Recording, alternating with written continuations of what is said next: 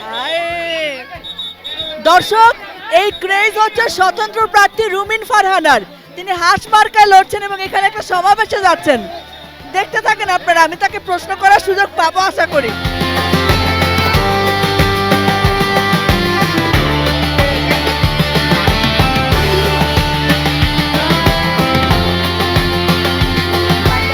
আপনার হাঁসকে পাতি হাঁস নাকি রাজহাঁস? মার্কার হাঁস, রাজহাঁস। হাঁস কেমন চলতেছে? ডিম কেমন পারতেছে আপনার হাঁস? আপনি যেমন দেখতেছেন, সামনে যেমন দেখতেছেন, আমি তো দেখতেছি খুবই ভালো, মানুষ খুব ভালোবাসে আপনাকে এখানকার। কেমন চলে?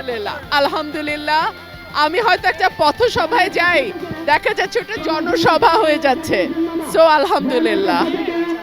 আর এখানকার মানুষ কেন আপনাকে ভালোবাসে বা কেন আপনাকে চায় মনে করেন আপনি? ওরা দেখেছে বিপদের দিনে আমি ওদের সাথে ছিলাম, ওরা দেখেছে আমি যে কোনো অন্যায়ের প্রতিবাদ করি, সেটা আমার আগের দল হোক বা অন্য কোনো দল হোক, তারা দেখেছে যে আমার উপর ভরসা করা যায়, সে কারণেই হয়তো ভালোবাসে।